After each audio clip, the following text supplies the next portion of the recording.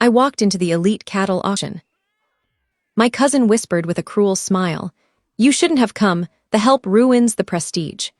She didn't know I was the sole heir to the ranch where she and her entire family lived. Nor that they would be evicted before the final gable. "You shouldn't have come. The stench of your cheap clothes is ruining my party." Those were the last words my brother's fiancée whispered to me before she deliberately emptied a glass of vintage cabernet down the front of my white dress. The music died. The crowd gasped. Bianca stood there smirking, waiting for the tears. He wanted a scene. I gave her a countdown. I didn't wipe the stain. I didn't look for a napkin. I checked my watch. It was 6:02.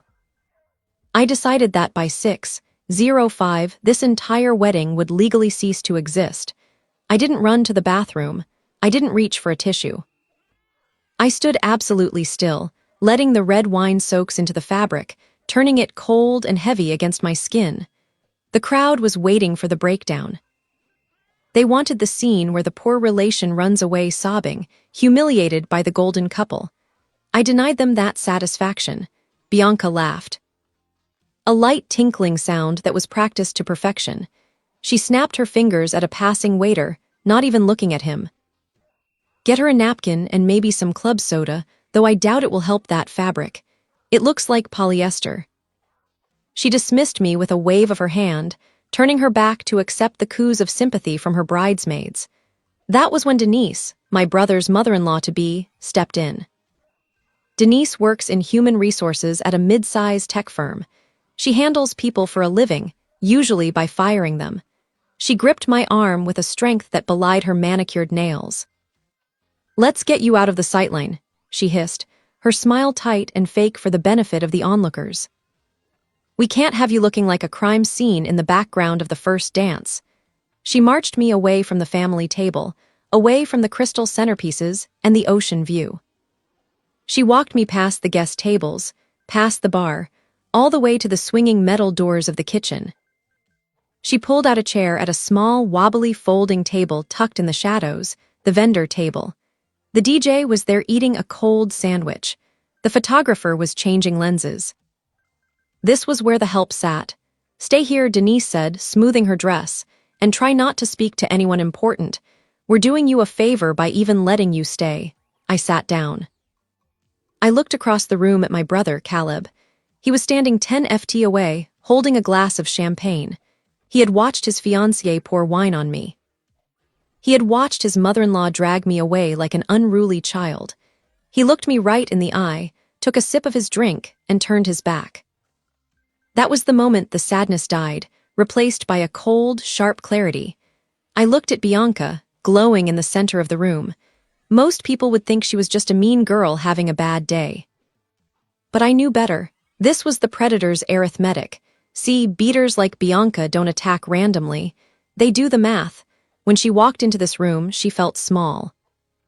She was marrying into a family she thought was better than her, surrounded by money she didn't earn at a venue she couldn't afford. She felt insecure. So she scanned the room for a resource she could consume to build herself up. She saw me. She saw the $12 dress I'd bought at a thrift store because I didn't care about fashion. She saw the quiet sister who never raised her voice.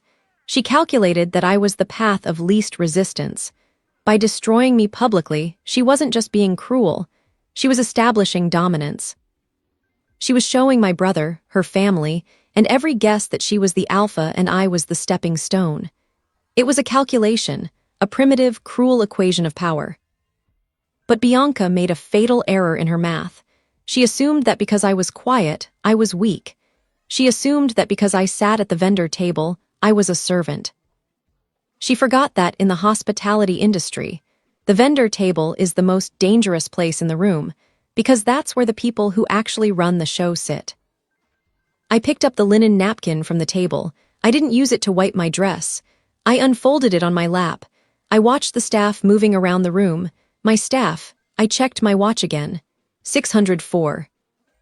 Time to correct the equation. I sat there invisible in the shadows of the kitchen doors, watching my brother raise a toast to his beautiful, cruel bride. They looked at me and saw a failure.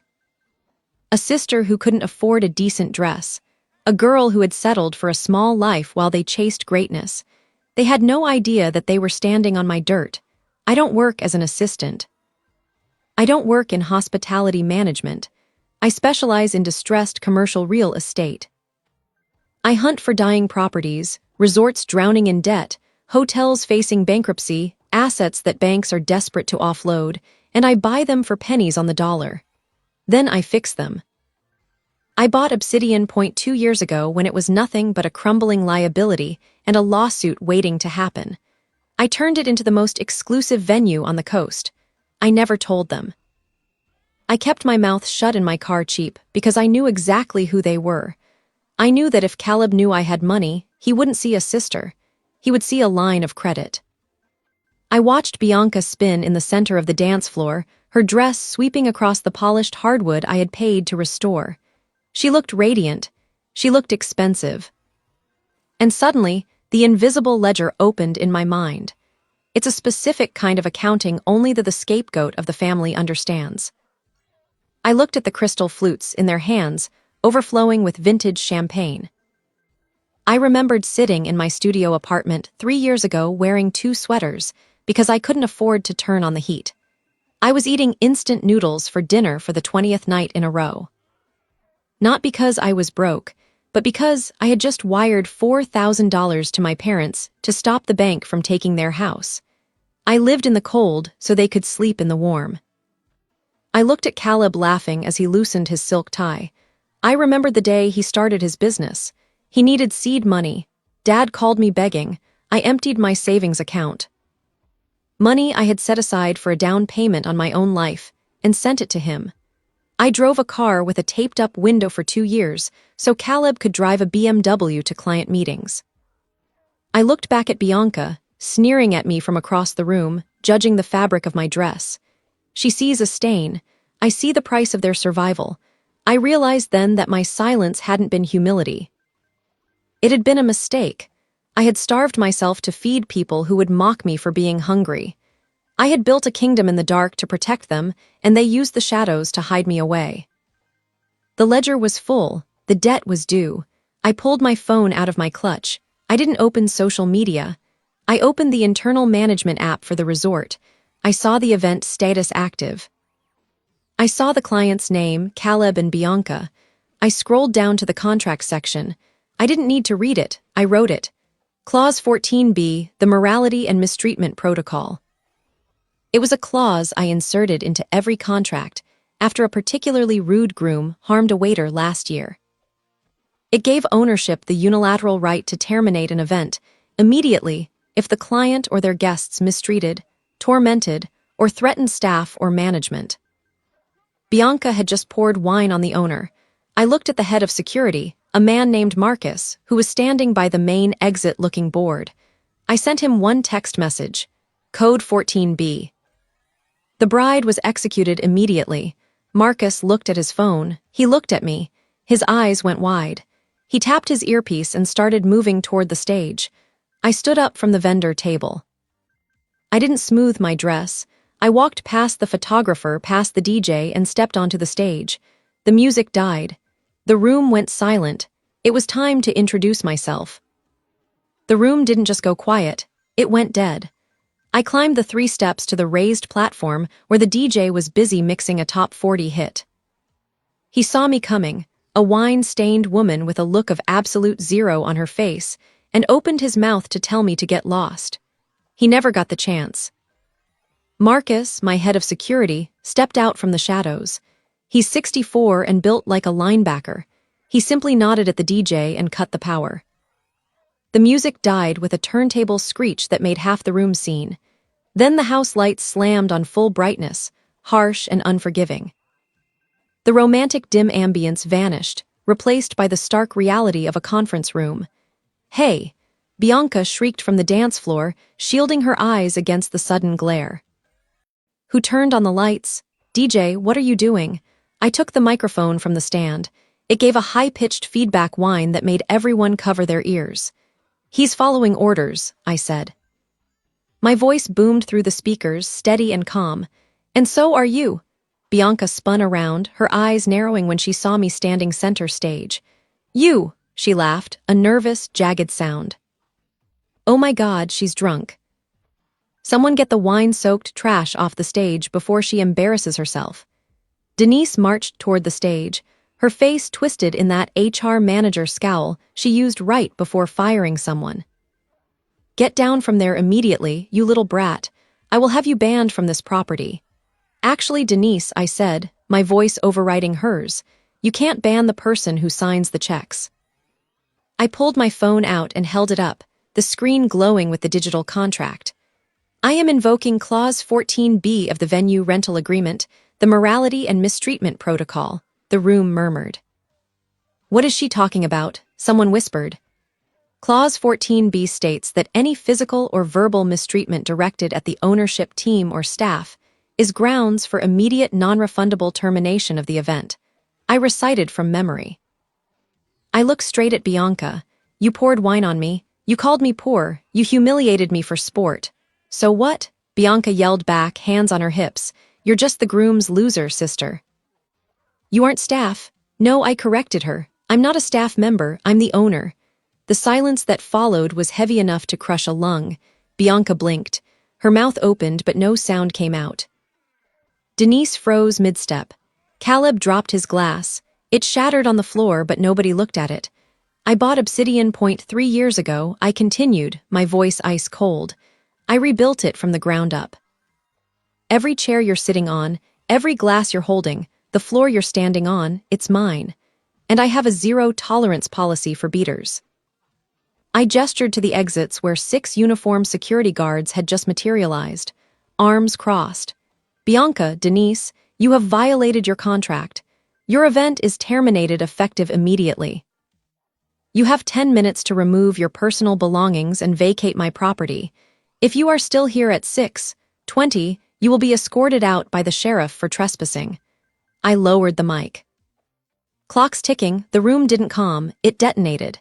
Bianca shrieked and charged the stage, mascara streaking. You liar, you jealous loser. You're broke and trying to ruin my wedding. Denise barreled behind her. I work in HR, I know real power. I'll blacklist you from every venue and see you dry. I stayed still and watched high society melt. Then Caleb moved. He ripped the mic from my hand and shouted over the crowd. Don't listen to her. My sister isn't well. His voice softened into false concern. She's off her meds. She begged Dad for rent last week. She's delusional. She hates seeing me happy. The crowd shifted instantly. Pity toward him, disgust toward me. Security, he barked. Get her out. Even my guards hesitated. He was the golden child. I was suddenly the unstable sister. I turned to leave, but Caleb blocked the exit face inches from mine. You're broke, Belinda. And tonight, I'm telling everyone where your money really comes from. He believed every word because Dad had lied to him too. You really believe that? I asked. I know it, he sneered. Let go, I warned, or I foreclose. He faltered, confused. I walked to the DJ booth and cast my phone to the giant screen. Caleb and Bianca's photos vanished, replaced by a deed of trust. Borrower, Frank and Martha Sterling. Lender, Obsidian Holdings, Elsie. Status, delinquent, gasps. I didn't beg, Dad. I said I bought the mortgage when he begged me. A swipe revealed a second document. Caleb's business loan, 90 days past due. He went pale. You're the investor. I am the lender. I said I paid for your startup, your car, your ring, and this venue. I showed the ledger, 6 figures owed. I don't pay rent because I own the roof you live under. Silence. You have until Monday to apologize, or I file for foreclosure. He ran, dragging Bianca with him. Denise tried to bluster, but security escorted her out. The guests stared at me differently now. Not the girl in a ruined dress, but the woman holding the deed to their dreams. I poured myself a glass of wine, savoring the quiet. I deleted Caleb, the mom, then Dad. They could stay in the house for now, but only because I allowed it. They would live each day under a roof built from my money, not my shame. The debt may stand, but the relationship is foreclosed. Sometimes power isn't given, it's bought.